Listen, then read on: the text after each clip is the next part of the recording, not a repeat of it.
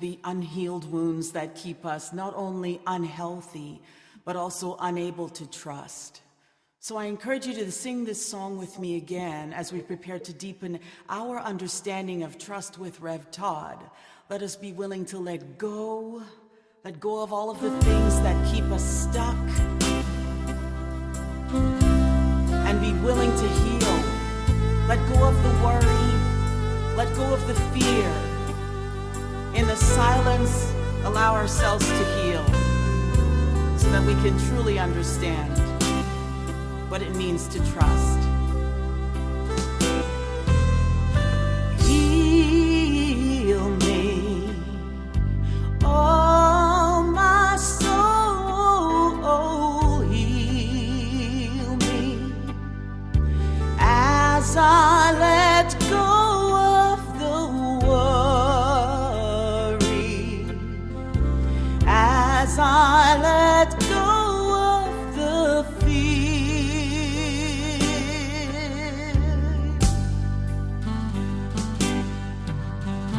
Heal me, oh my soul, heal me in the silence, heal me in every way, heal me, heal me. Would you sing that with me?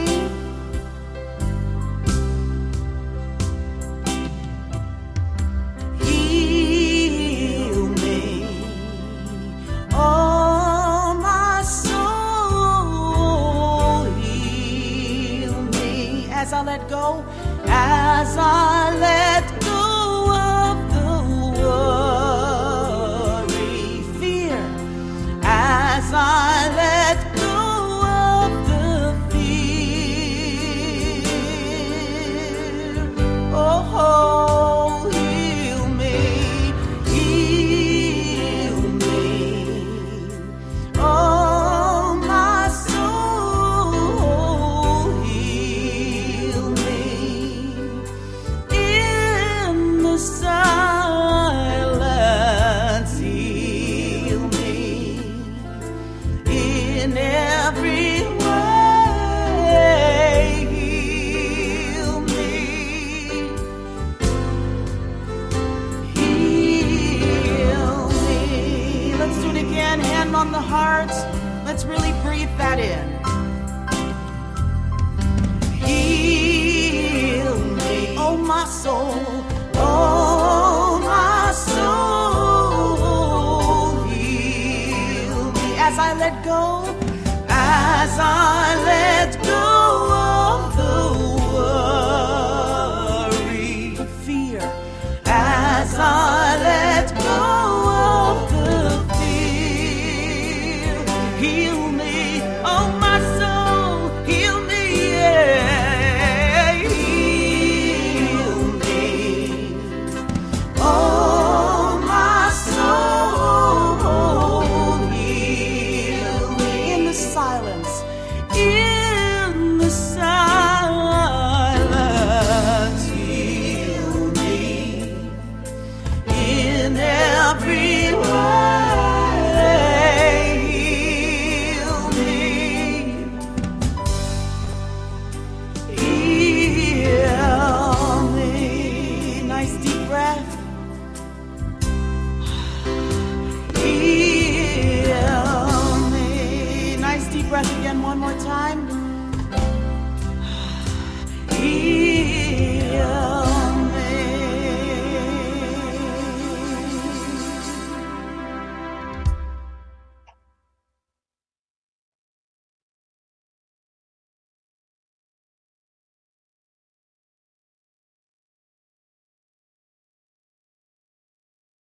We ready for me to talk? Yeah, we are.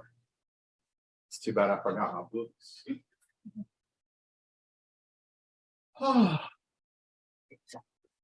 We had a wonderful prayer training yesterday with Peggy led a group of people in prayer chaplain training. It was exciting. It was beautiful. And this system was working yesterday. There was a full moon last night. I know there was a full moon because Zoomer tried waking me up every hour on the hour to go make sure you all were safe from the invading Martians or wherever she thinks they're from. But I wouldn't get out of bed last night. She was very upset with me.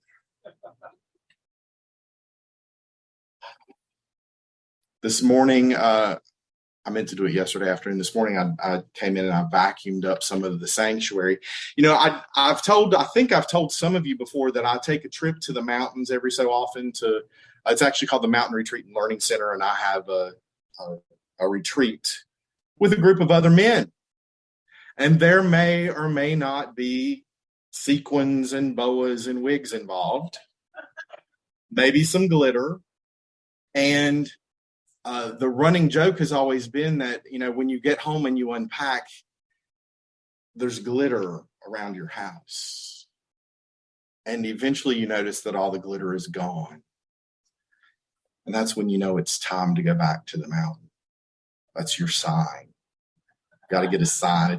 You need some more of that mountain magic in your life. And I thought of that in the past couple of days because Armand left sequins all over the place. And I delight in that. I delight in the joy and the laughter that Armand brought into our community. We need a sign sometimes. Sometimes we need a sign. Once I know I've told y'all before that I chased 1,000 different jobs, avoiding this calling. And one of those, I was working in a furniture manufacturing company as the director of sales and customer support. And I was also working part-time because I'm a bit of a workaholic. And I was working part-time at a health club, just checking people in and folding towels. It was very challenging. But I got a free gym membership. It was great. And I had just gotten a great performance review, but I wasn't, do I really want to stay at this furniture manufacturing company? Is this where I want to be? And that night at the gym, I got 2 offers to come talk to me about a job. Come talk to me about a job. Well, see, I was still sitting I was uncertain. I was unsure up here. You ever been uncertain up here in the head? And you're like, I don't know what to do. But your heart knows. That still silent place within you knows. There is no question in here what you're being called to do. But up here I was confused. And so I'm driving to work the next morning and I said to the universe, give me a sign on what I need to be doing. And I think the universe said, Todd, I just gave you 2 last night. Just gave you 2. Were you listening? And that ended up being a very bad day at the furniture company. Very bad day. And I don't want to get stuck in the story, but the signs are always there. They're always there. We need to pay attention to them. We need to listen. I think I've told you before, I had a friend who kept saying, I need to find a new job. I need to find a new job. That was her mantra. That was her affirmation for more than a year. I need to find a new job. I need to find a new job. Well, guess what? She got laid off from her job and she had to find a new job. The old wisdom is it's easier to find a job while you have a job. It's always been the wisdom. But, I went off on one of my spiritual retreats. It was the first time I ever sat through a sweat lodge ceremony. It was also the last time I will ever sit through a sweat lodge ceremony. And did a lot of other stuff, some breath work, some amazing spiritual experiences. And I came back from that trip and I walked in and the owner of this furniture manufacturing company said, well, how was it? And I said, it was life-changing. Well, how so? I'm leaving this job. Well, what are you going to do? I have no idea. Well, you can't quit a job without a job. Absolutely, I can. I've always had a roof over my head. I have always had something to eat. I am surrounded in love. I absolutely can leave this job. And 3 days later, I had a job secured because I trusted. I trusted. So I was doing some research this week. Have I told y'all about bibliomancy? You know what bibliomancy is? It's like where I just go to the bookcase and a book will call my name, and that's the book I use. And so this is the book that called my name, and this is what I opened and read. I remember sitting parked by the roadside once, terribly depressed and afraid about my daughter's illness and what was going on in our family, when out of nowhere a car came along down the highway with a license plate that bore out on it the one word out of all the words in the dictionary that I needed most to see exactly then. The word was trust. What do you call a moment like that? Something to laugh off of the kind of joke life plays as every once in a while? The word of God? I'm willing to believe that maybe it was something of both, but for me, it was an epiphany. The owner of the car turned out to be, as I had suspected, a trust officer in a bank. And not long ago, having read an account I wrote of the incident somewhere, he found out where I lived, and one afternoon he brought me the license plate itself, which sits propped up on a bookshelf in my house to this day. It is rusty around the edges and a little battered, and it is also as holy a relic as I have ever seen. Trust. We are invited into trust, and our scriptures tell us to trust. You who sit down in absolute good and unconditional love, you spend the night in the shadow. Unconditional love is our refuge. Trust in unconditional love, and you are safe. You are safe. That's kind of a rewording of the 91st Psalm, verses 1 and 2. Whoever dwells in the shelter of the Most High will rest in the shadow of the Almighty. I will say of the Lord, He is my refuge and my fortress, my God in whom I trust. Absolute good and unconditional love is where we get to place our trust. See, we're placing our trust in principle, because how many of you have ever trusted another person and that didn't quite go the way you thought it might, maybe the way you wanted it to? So we put our trust into unconditional love, and we live in the shadow. Well, Todd, what the hell does that mean, live in the shadow? Pardon my language. What does it mean to live in the shadow? It means the sun is always out there and we're not going to get a sunburn. No matter what happens in life, we have the opportunity and the responsibility to place our trust in love.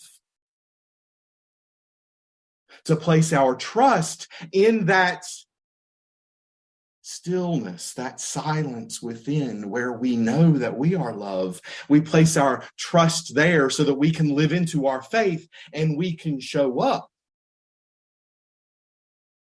as love.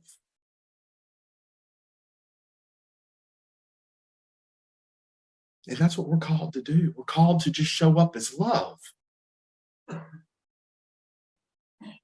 To show up as love. Recently told y'all about my trip to the retail store where a clerk made a racist comment to me. No one should be able to come over here and get a job until they learn to speak the language. And I had to just be quiet, because nothing that I could say in that moment would be loving. oh, I have some healing to do. Made me angry. And I thought in that moment, I have work to do here. I have work to do about helping people unlearn some of the things they have been brought to believe.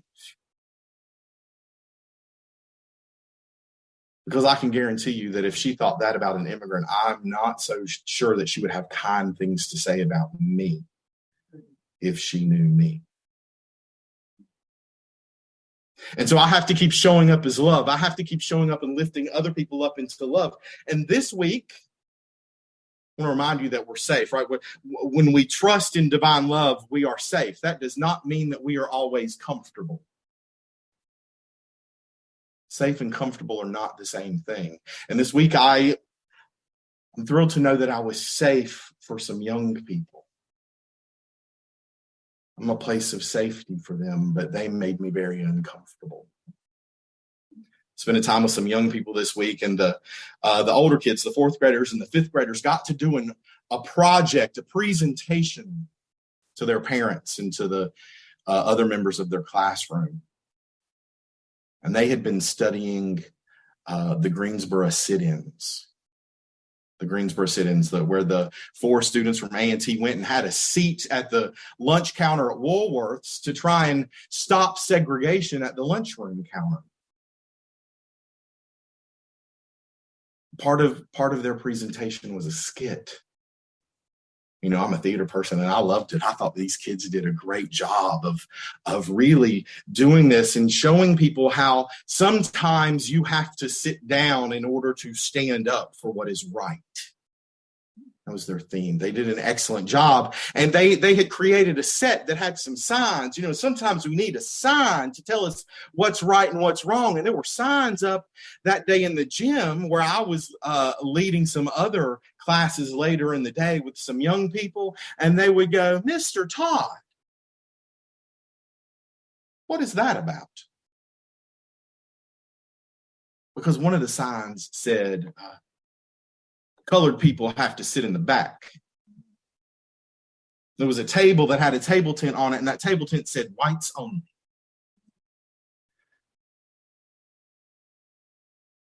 These children didn't know we had done a play that day. They didn't know that was a set.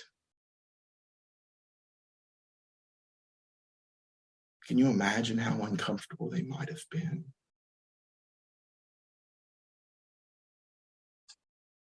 So I had to start doing my work, the work that was delivered to me in a convenience store. I suddenly had to stand there and speak truth and hold truth and do some education and talk about this and why this was up. Because if we don't know our history, we're doomed to repeat it. Yes.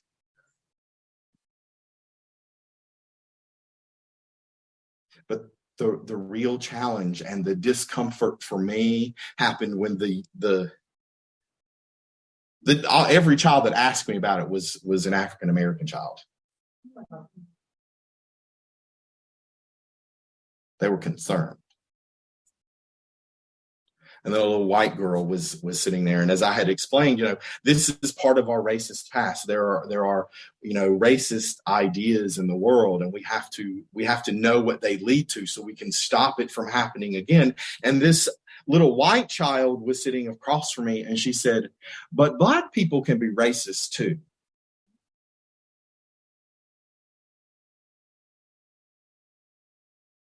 We all have discrimination. Every one of us can discriminate. And I started to tell a second grader how racism is about power and not about race. And then I realized, for people who don't know better, I'm tiptoeing into critical race theory, and I had better shut up.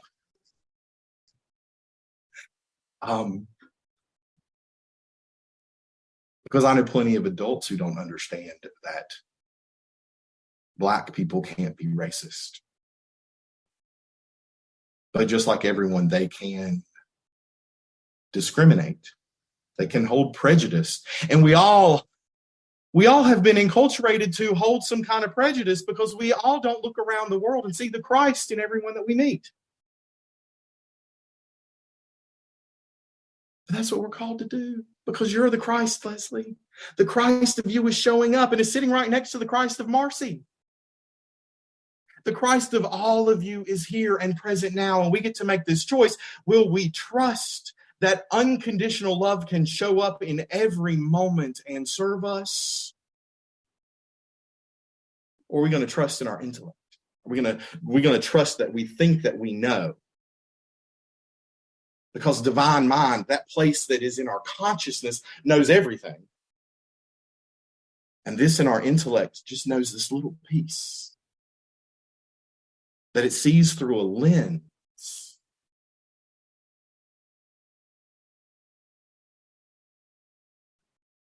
Are you willing to believe that unconditional love is your refuge? Y'all got to talk back to me. Yeah. Are you willing to believe that unconditional love is your refuge? Are you willing to believe that absolute good and unconditional love is the truth of who you are? Yeah. And it's the truth of who everyone else is. And sometimes I forget. And sometimes they forget. And so we get to remind them. We get to remind them. And when we don't know how to do that,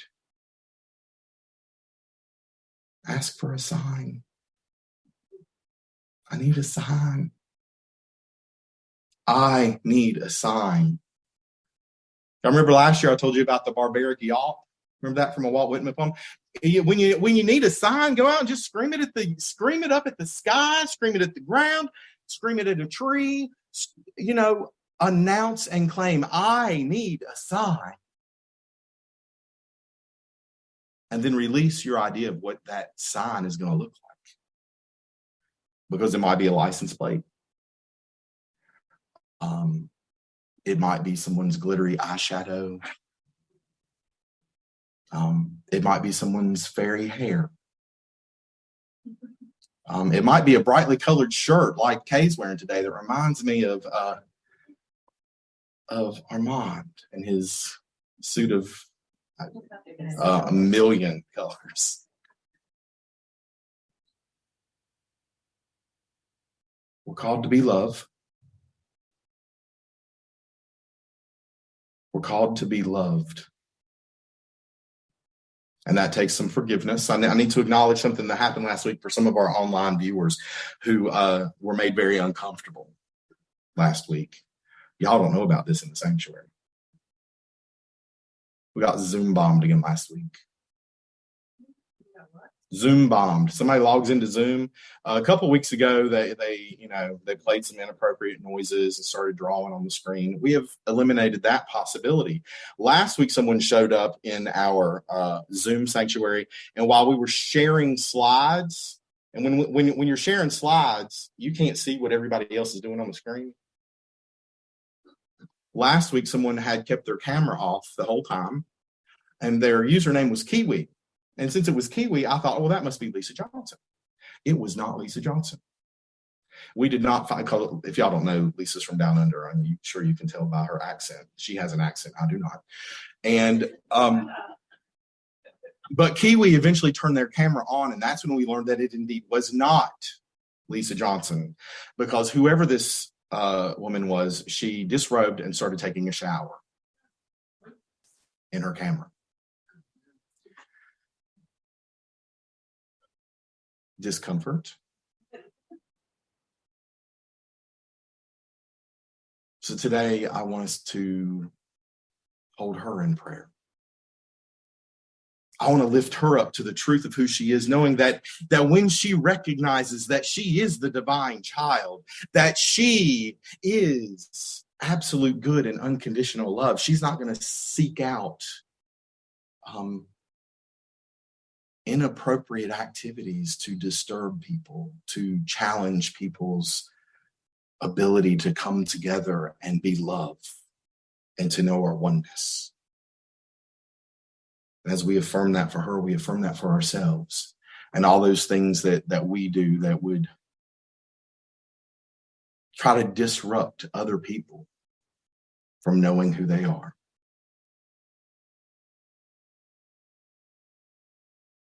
Because really, we're all just love.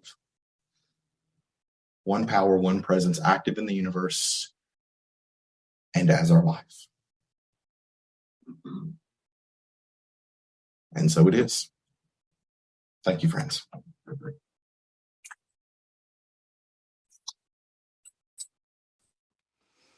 Wow, thank you, Rev Todd, for your powerful message. Wow, the world really does need to remember that we are all love, and that underneath everything, there really is only love. If we could only just remember that. So I thought I'd sing this song by Karen Drucker. There is only love.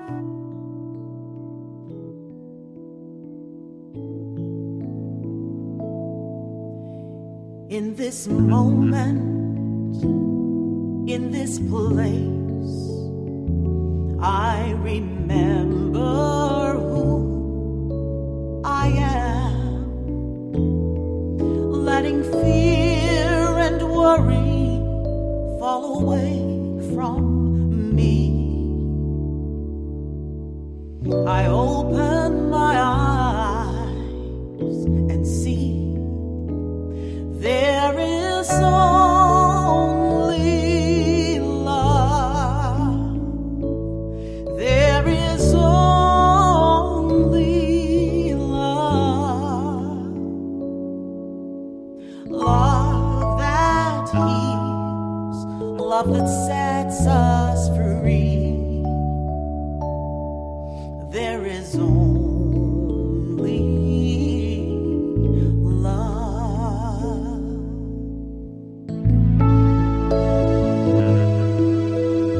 When I lose myself, when I feel I've lost my way, I go inside and I quiet my mind.